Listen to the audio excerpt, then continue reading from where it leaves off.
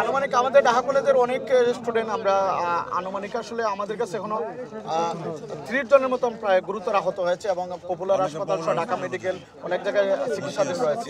মানে শাহনাজ হলের মতো একটা ইউনিভার্সিটির মধ্যে ক্যাম্পাস থেকে হলে কিভাবে ককটেল থাকে আমরা এটাও জানতে চাই। ঠিক আছে, যখন মুখোমুখি দুইটা ছাত্র দল দাঁড়ায় আছে, ছাত্র দল বলতে মানে আমাদের এইখানে এদিকে ছাত্র আর ওইদিকে ছাত্র, পুলিশ কিন্তু আমরা ওইখানে হল থেকে বের হওয়ার পরে শুনে হল থেকে বের হওয়ার পরে পুলিশের টেনশনটা গাড়ি আসছে এদিকে, কিন্তু এই দুইটা গ্রুপের মাঝখানে টেনশনটা কমানোর জন্য পুলিশ কিন্তু সাথে সাথে মাঝখানে দাঁড়ায় নাই।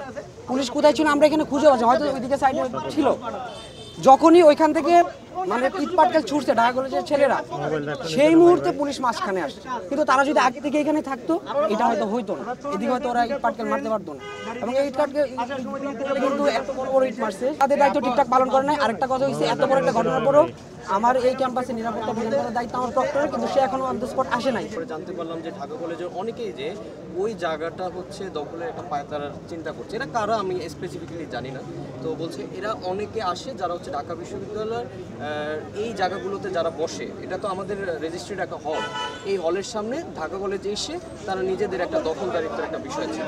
এখানে স্পেসিফিকলি আমি কোনো প্রতিষ্ঠানকে দায়ী করছি না, স্পেসিফিকলি কয়েকজন ব্যক্তিকে দায়ী করছে যারা এই অপকর্মটা করছে এবং এই অপকর্মটাকে যোগসাজশ বানিয়ে এসছে তার প্রতিষ্ঠানকে কলঙ্কিত করছে। এই বিষয়টাকে আমি এবং এটা বসুন্ধরা টিস্যু অশুদ্ধতার বিরুদ্ধে এক বিন্দুও ছাড় নয়। তাদের সাথে বসলেই সমাধান হয়ে যাচ্ছে বিষয়টা এরকম না। আমি ঢাকা কলেজে যখন আমি ফোন দিছি যে এটা কেন তোমরা করতেছো, তখন ওরা বলছে যে ভাই আমাদের বড় ভাইরা আছে, আপনারা বড় ভাইদের সাথে কথা বলেন, কারণ আমাদের তো গার্ডিয়ান আছে। আমাদের মানে হল কালচারের ভিতরে অথবা বিশ্ববিদ্যালয়ে একটা জিনিস কি যে আমাদের একটা সিনিয়রিটি আমরা বিশ্বাস করি, অথবা মানে আমরা আমাদের জুনিয়রদেরকে ওইরকমভাবে শ্রদ্ধার সাথে রাখি, চেইন অফ কমান্ড যেটাকে বলেন, অথবা অন্যভাবেও যদি বলেন যে আমরা একে অপরকে ভালোবাসার জন্য, অথবা আমার ছোটো ভাই আজকে একটা বিপদে পড়লো, আমি তখন তার জন্য আগায় যাবই। এটা আপনি হইলে আমি আপনার জন্যও যাইতাম। তো ওই ক্ষেত্রে দেখা যাচ্ছে যে যখন আপনি একটা গন্ডগোল করতেছেন, তখন তো আপনি আপনার বড় ভাইয়ের কথা বলবেনই, যে আমার বড় ভাই আছে অথবা আমাদের সবার একজন ভাই আছে, আপনি ওনার সাথে কথা বলতে পারেন। এটা এমন না যে ওনার সাথে বসলেই সমাধান হয়ে যাচ্ছে। আমি হচ্ছে এই হলের জিএস, ঘটনা শোনার সাথে সাথে আমি হচ্ছে একটা বিষয়ের দিকে ওইদিকে পৌঁছানোর পর হচ্ছে আমরা যেটা দেখি সেটা হচ্ছে এটা হচ্ছে একটা ছোট একটা ফুডকোর্টের কেন্দ্র ঘটনা হয়েছে। আমাদের বলাবান যথেষ্ট ঠান্ডা ছিল, ইভেন আমি যাওয়ার পর যখন বলি যে সবাই চুপ হয়ে গেছে, আমরা তখন সাধারণত আমি নিউ মার্কেটে যে পুলিশের ফোন দিই, ওরা 5 জন যায়, আমাদের পক্সল টিমের একটা বিষয়ে ফোন দিছি, আমার পক্সল টিম কল ব্যাক করছে আমাদের 2টার দিকে।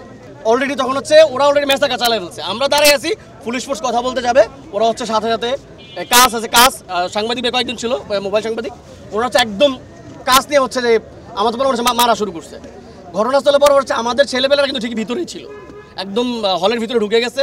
কিন্তু হচ্ছে পরবর্তীতে যেটা হচ্ছে যেহেতু দোকানটা কেন্দ্র করে ওই পাশের যে দোকানদাররা ছিল ওইখানে যারা দোকানদারি করে তারা হচ্ছে ওদের সাথে ধাওয়া পাল্টা দেওয়া, কিন্তু মাঝখান দিয়ে ক্ষতিগ্রস্ত হচ্ছে ঢাকা কলেজের বলাবান, অ্যাটাক করছে হচ্ছে আমার যে সাধারণ হলে বলাবানের ভিতরে যারা ছিলেন সাংবাদিক কয়েকজন ওরা দেখছে, আমার হলে বলাবান ভিতরেই ছিল।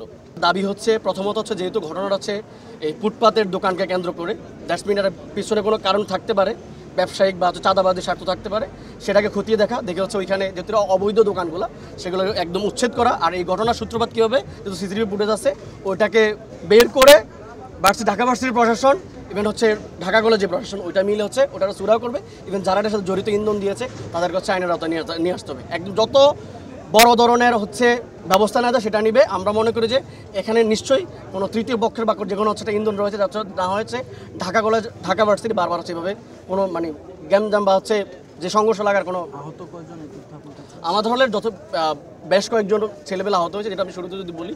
যখন আমরা দেখি তখন হচ্ছে যাওয়ার পরে ঘটনাটা বড় হওয়ার আগেই আমাদের একটা যে বড় ভাই উনি হচ্ছে ওনার হাত পা হচ্ছে ইটার যে ছিল শুরুতে ছিল। ইভেন হচ্ছে আমাদের অনেক পুলিশ ভাইয়ের উপর হচ্ছে কাজ করেছে, আমাদের সামনে এসে কাজ করছে।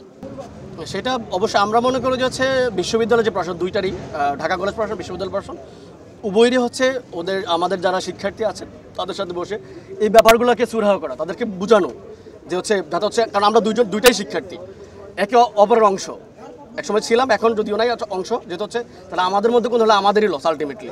সো হচ্ছে যদি বোঝানো হয় বা তাদের যদি হচ্ছে এটা একটা কাউন্সিলিং করা হয়, হচ্ছে আমরা এই ঘটনাগুলো যদি কখনো ঘটে আমরা প্রশাসনের সাথে ডিল করবো, তাহলে আমার মনে হচ্ছে এই ব্যক্তিগত কোনগুলো হচ্ছে গ্রুপিং কোনগুলো যাবে না আর কি। ঢাকা বিশ্ববিদ্যালয় এইখানে এই জুলাই বিপ্লব পরবর্তী কোনো চাঁদাবাজের ঠিকানা হবে না।